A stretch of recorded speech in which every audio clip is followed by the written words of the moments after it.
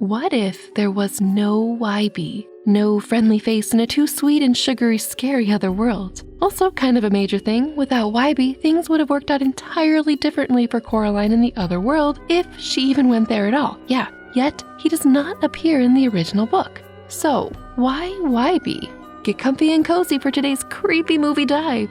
Speaking of comfy and cozy, today's video is sponsored by Warm People. Warm People are purveyors of creepy cool, okay warm, blankets, socks, and stickers. Check out this mysterious Mystic Future throw blanket, one of many intriguing woven designs perfect for a summer story time or for magical decor. And what's cozy without some high thread count Eldritch or Caddy socks? Spooky cute, every freezing fiend's dream. And best of all, right now they're offering a 20% discount on all the items with the special channel code Frankie at checkout. Click the link in the description below to hop on over to warmpeople.co to get even comfier and cozier. And don't forget to use the special discount code for spookily sweet savings. Thank you to Warm People for sponsoring today's video. Imagine a world without Wybie. So sad. But we actually don't have much to imagine here because Wybie is not in the original Neil Gaiman book. Now, this is kind of a book versus movie, but only focusing on Wybie. For the full general book versus movie, head on over to this video here. And do buckle up today because we're getting granular. I think there are many reasons why Wybie was created for the movie adaptation. Book Coraline's thoughts are in our head. Books can show and tell. We, as the reader, can know what Coraline is thinking and feeling based on how the author describes what she sees and how she reacts to it. She can have an interior monologue and we are privy to it. Things happen to Book Coraline, to us. We are there experiencing things through her eyes, through the author's words. Things come alive and unfold before us only as we read each word. They keep pace with our reading, going only as fast as our eyes move over the words. There's no escape beyond going through it, page by page. Movies are generally different. Unless there is narration, they usually show and not tell. Of course, that's the nature of a visual medium, yes. The movie Coraline shows. It communicates Coraline's inner thoughts to the viewer by having her talking to Wybie, the cat, and others. It also uses her charming and exaggerated expressions to great effect for this too. Otherwise, we'd just be watching her mumble and talk to herself if she even vocalized her thoughts at all. Before diving into why Wybie in super detail, it's worth mentioning and summarizing the overwhelming feeling the book has, in order to set this comparison off right. In the book, Coraline is alone. She is the only child in the flats. There are no other children in the story, only adults who can't get her name right, don't pay her any mind, or listen to her very real concern that her parents have gone missing. Seriously. Home alone after her too creepy experience with the other world, Coraline, understandably afraid, calls the police to tell them her parents are missing. The officer's response? Apart from dismissing her, he tells her to make some hot chocolate. What? She is so lonely and afraid she makes pillow versions of her parents to help her deal with this isolation, a detail which did make it into the movie. Miss Spink, too, after hearing from Coraline about her parents missing, says she and Miss Forcible will also be gone to visit some family. In the movie, they are going to a play and needed Coraline's parents for a ride there. But either way, no concern given to Coraline's very real plight of missing parents, hello. But Coraline is very alone, and that in and of itself makes the book that much scarier. Alone, no help to be found, no one to rely on, no one to believe her, all while trying to deal with the unknown danger of the other mother and eventually braving it to save her parents. Now here's where I'm getting super specific. What Wybie adds to the movie and why Wybie in particular when there are plenty of other characters from the book that are also in the movie. Miss Spink, Miss Forcible, Mr. Bobo, the cat, Coraline's parents, the Husk children, etc. all talk to Coraline, and we certainly get a sense of her sass from her interactions with just them. This is basically a Wybie appreciation montage, so let's go! I think Wybie is necessary to show what a sweet, saccharine, idealistic world the movie Other Mother has created at first, particularly Other Wybie. Real Wybie tries to befriend Coraline, but she's too awful to him, and she really is. And he doesn't really put up with her attitude. I mean, I can't say I would either. Other Wybie, on the other hand, tries to break Coraline out of her delusions of the other world after a bit. something the other mother punishes him for later by sewing his mouth into a creepy smile. Even if movie Coraline is at first oblivious to the obvious signs of trouble with the other world, Other Wybie acting out against the other mother's agenda is eventually enough to snap Coraline out of it. But back to the beginning. Movie Wybie gives Coraline information she learns from other sources in the book. For example, early on he says the line about the well that's so deep if you fall down it, you'll see a sky full of stars even in the middle of the day. Also, because he is the grandson of the Pink Palace landlady, that his grandmother never rents out to people with children. Yeah, we should be getting uneasy already. He also sets the viewers up for the expectation of adventure right away, when he hints that with an unusual name like Coraline, unusual things are bound to happen to Coraline. Coraline is pretty much ignored by most adults in the movie, and it's the same way in the book, but worse, like I mentioned a bit ago with the police and the hot chocolate. Wybie gives movie Coraline at least someone to talk with. It's Wybie who gives Coraline the doll of herself in the movie, kicking things off in a way. In the book, it should be noted that there are no dolls aside from the pillow parents Coraline makes for herself to feel less lonely.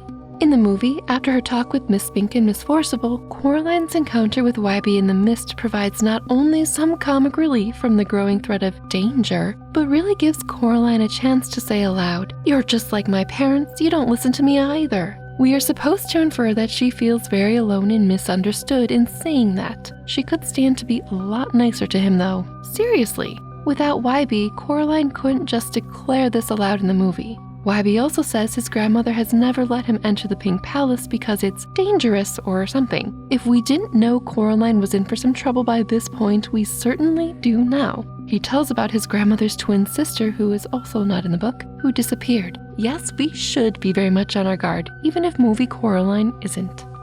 Other Wybie makes the other world fun, at least at first. Coraline has a friend to share the otherworld experiences with. Other Wybie first appears after the second meal, the dinner breakfast food meal, just after Other Mother says Coraline and her, quote, friend have been invited to Mr. Bobinski's mouse circus upstairs. Coraline is not thrilled about having Wybie in this perfect other world at this point, but the Other Mother has fixed him to be silent. Gross. Here, Other Wybie's purpose seems to be to lower Coraline's guard to make the other world still more appealing. They definitely have a great time at Mr. Bobo's amazing and cute mouse circus after all. This lowering Coraline's guard bit is unique to the movie and how developed it is, where the other world seems a paradise. In the book, Coraline is already convinced that the other world is not the place for her, and she does want to leave. Let's take a look at the book's Wybie-less, creepy version of the circus, shall we? In the book, the rat circus takes place in Coraline's other bedroom of gross green and pink, after the other mother suggests Coraline go play with the rats from upstairs. Super fun time? Who scurry about and sing one of their creepy chittering chants, until other Mr. Bobo comes to collect them. Fun play dates? In the movie, even in Wybie's absence, he's still helping to give us tidbits of unsettling information via the cat. Before movie Coraline enters the theater, the cat says that he and Other Wybie talk, in their way, about how unlike a mother the other mother is.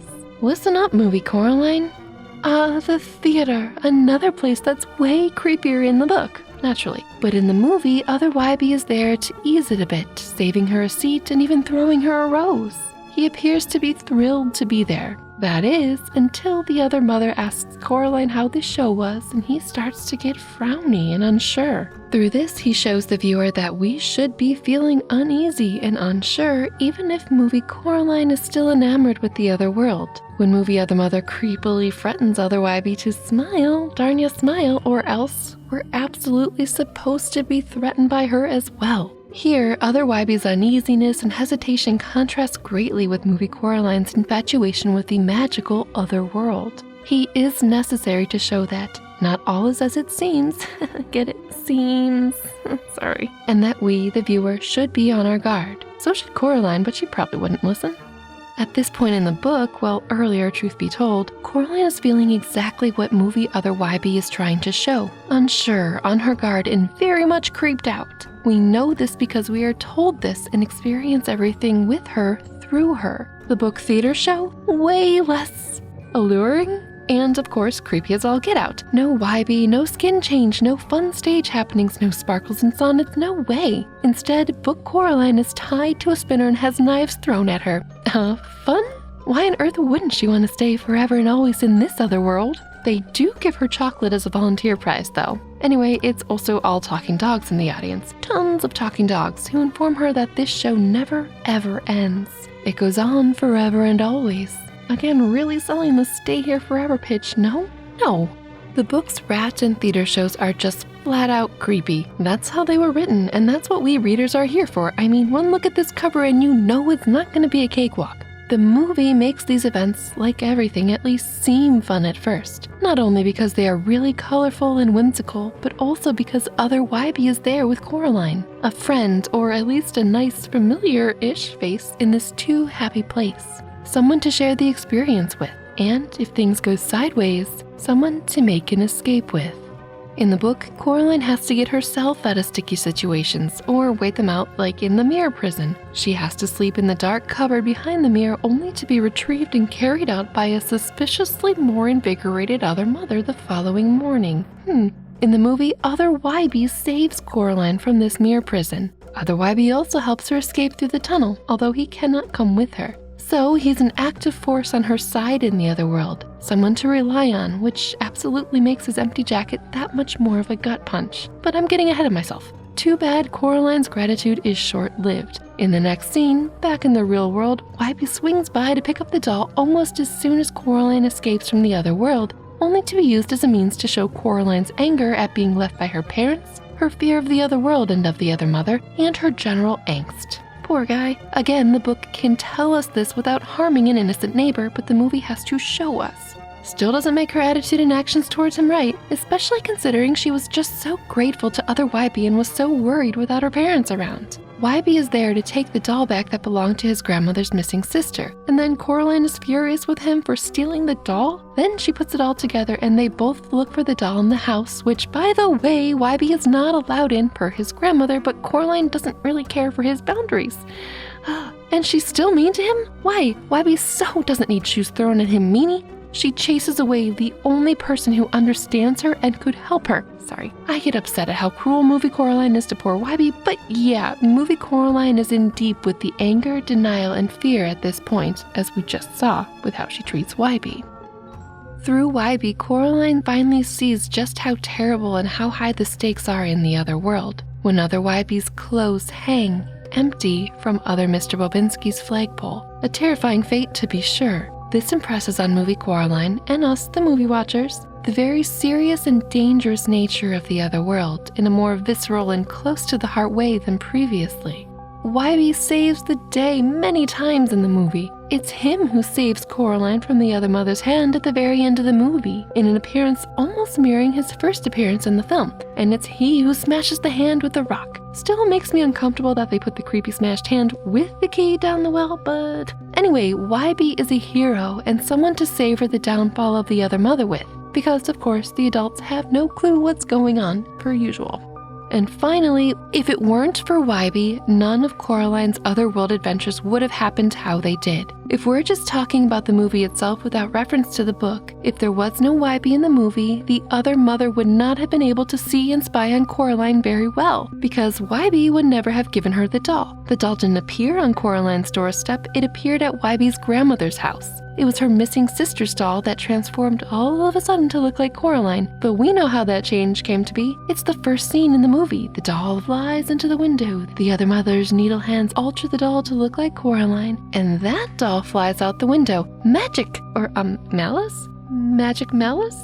When Wybie sheepishly tries to take the doll back from Coraline, we learn that his grandmother's sister's doll is missing and the grandmother is furious and I'm sure anxious that Wybie gave away her sister's doll to a new child. She probably remembers what happened. This doll of many faces is just one doll. And it's not that the doll was left on the stoop by the other mother posing as Wybie via a note, it actually was Wybie doing this. And without the doll, Coraline would not have discovered the little door when she did in the movie. I mean, she may have, but in the movie it's the doll that guides her there. So, no Wybie, no other mother scheme as we know it. And, most importantly, no slug photos. Gosh, those are the coolest. If it weren't for Wybie, none of Coraline's Otherworld adventures would have happened how they did. She would be safe and bored at her dreary house with her busy parents and odd neighbors, and we'd miss out on all the awesomeness that is Wybie. He is a heroic helping hand, a hint that not all is right, and someone to share the whole other mother vanquishing experience with. Yay, adventure bond! But what are some of your thoughts? Which Wybie do you prefer? Real, other, both? Let me know in the comments below. Thank you, friends and fiends, for joining me on this creepy Coraline dive. If you like exploring spooky lore and overanalyzing things, subscribe and check out all the weird videos I make here. I'll see you soon. Goodbye.